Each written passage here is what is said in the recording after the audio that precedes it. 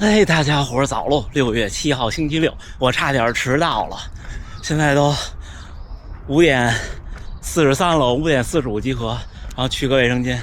我出来的时候5:29，有3公里，我不敢慢跑了，使劲跑。为什么呢？是因为我早上起来鼓捣我这新的手表，昨天收到的970和心率带 HRM600，今天第一次强度训练，昨天下午跑了一个7公里。我鼓捣这手表，然后呢给重置了，又重新配对以后呢，我又重新下载音乐。哎呦，这慢哟！然后就跟那儿等，度日如年一样。行吧，今天咱们第4个训练日先合练。我其实还没想好，咱们今天聊点什么？看来了好多朋友。用0啊 ，OK。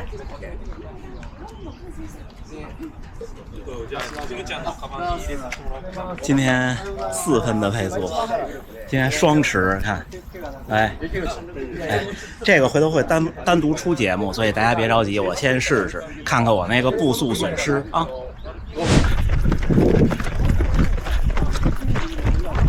小伙伴们看，和从加州来的频道的观众一起参加我们周6的早训练。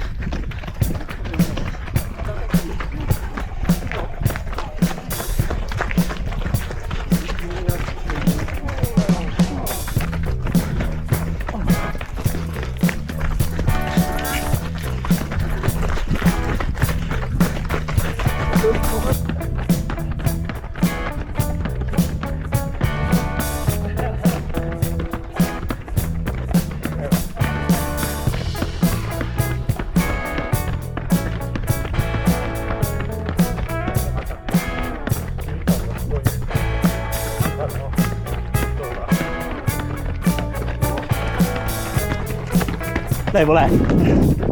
心率有点高，多少？171了，可以。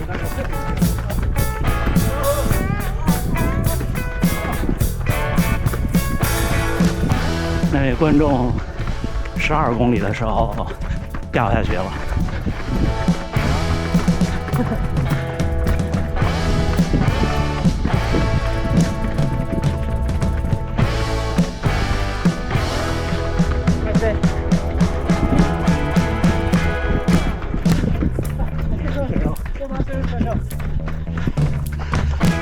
第14公里3分51。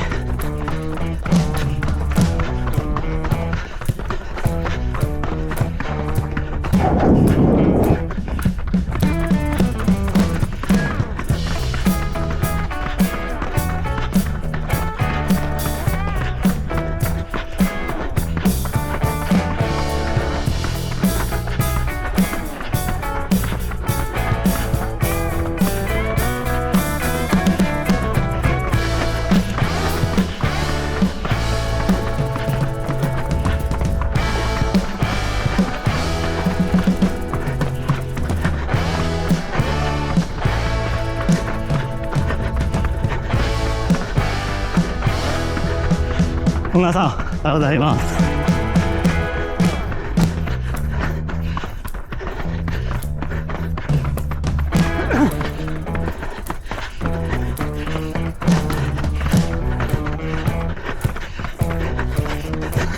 おお、早いな、中さん。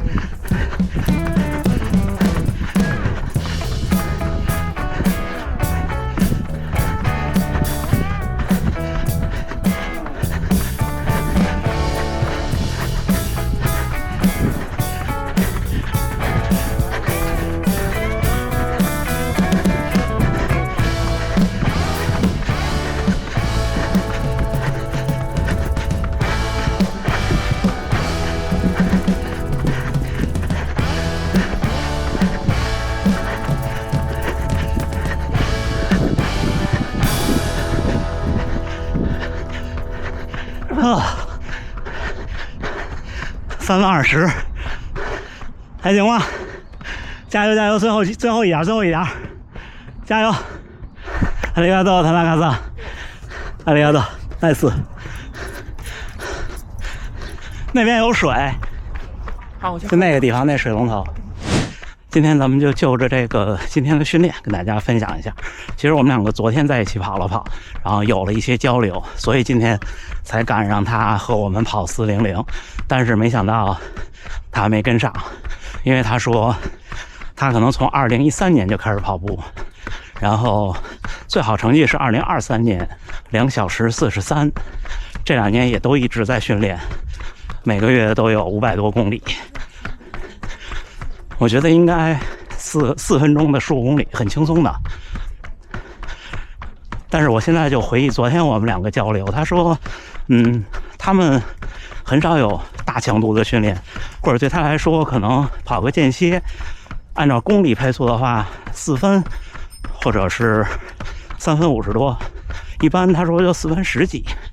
然后我跟他讲，我说既然你目标也是2小时40，那我个人认为这样练可能不行，就是又回到你看咱们说的速度储备。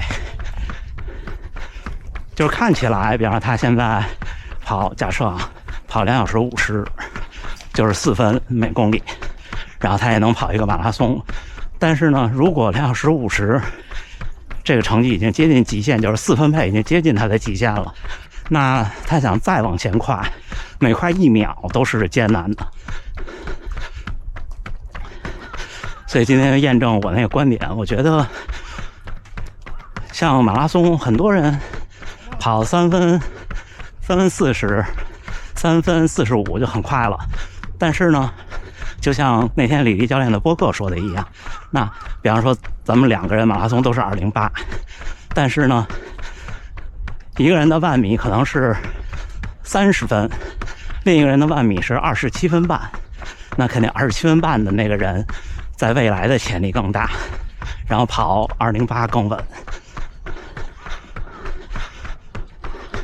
而且随着年龄增长，就是他的年纪正好比我大可能4岁，就是我即将面临的40到45岁这5年，我觉得这几年速度能力会下降，而且速度能力这事儿就是不进则退。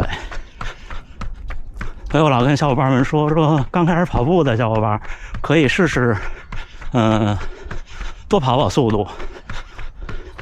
所以我说就基本上已经入门的小伙伴可以先在跑量不大的情况下多跑一跑稍微有点速度的训练，因为本身一开始我们跑步的时候跑量都不会太大，而且我的当年的经历其实是这样的，就是你让我跑得慢，我的跑量也大不了，并不是说我这一个月80公里是6分配，如果我跑7分配我能跑100，不见得，该累还是累，该跑不动还是跑不动。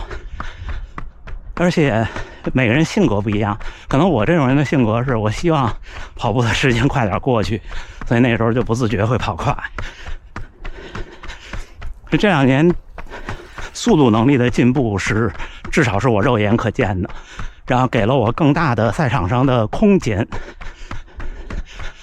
就是需要你拼那一下的时候心里更有底气。我刚才那位小伙盯不住的时候，我跟他说，我说你想想你成绩，对，你能跑2小时40多，这个2小时50配速的马拉松配速的15公里肯定可以，我就这么说的。我就想跟大家分享一下你看真实的比较和情况，就是很多时候不是单纯的对跑量就有用。你看如果单纯的对跑量就有用的话，就有时候我不愿意拿人举例子。今天就我认识的朋友，可能有的一个月每个月都在600以上，但是马拉松就2小时50多。就是如果你不做就是速度课不顶，参加速度课其实也不会有，我说这都是到了3小时以内的选手啊。你要是入门的，像我4小时那时候开始跑间歇，那只要你跑就会变强。我说是可能进了2小时50的选手，或者是2小时55的选手，想再进一步的时候，原来我也不这么想，原来我也觉得我都跑就是了，我跑距离跑阈值，然后自己跑强度。现在看呢，我自己跑那强度是有总的负荷量，但是呢没有绝对速度，就是没有绝对顶上去，没有绝对顶上去，效果就非常不明显，或者非常有限。也跟年龄有关系，就是正好我这几年想冲击240，这几年是35到40这5年，也是一个我觉得对男性来说身体开始有变化的5年，这是真实的经历。就是你走出去了，然后看到了更快的世界，然后你尝试着跟。那时候刚参加周3的训练的时候，我真的跟不上，完全跟不上。看着每一个人大步流星，但是可能这就是我觉得每个人性格不一样。我始终坚信那种就是不攀比，但是有好胜心，然后不自私，但是有求知欲。我觉得特别这话说的特别对，这不是我发明的，我也是听了很多人的教诲。就像我最近总提李教练的播客，因为好多金句，比方他讲冒险，那你想有收获就要去冒险。当然冒险绝对不是盲目的，而是在可控范围内的。就比方说今天是我第4个训练日，我比较累，然后呢小腿内侧胫骨有一些反应，像今天这种强度，我跑到10公里以后，我每一步也会有一点点疼痛，但是我的判断就是它就是一个疲劳。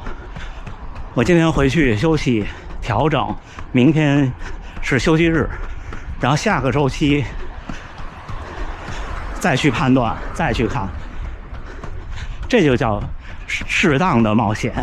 而如果比方说我今天扭伤了，我还要坚持，或者今天摔伤了我还要坚持，那这就不叫冒险了，这个叫反正我不太推崇。对，这个冒险是你知道冒险的收获是什么。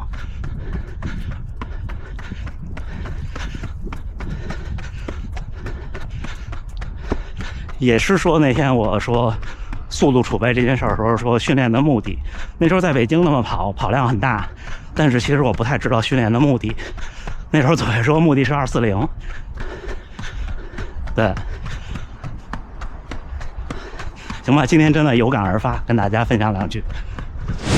6月7号星期六清晨7点29，训练结束，热身了3公里，一起跑了15公里，又冷身了4公里回来。其实也不叫热身，我今天就像一开始说似的，我晚了。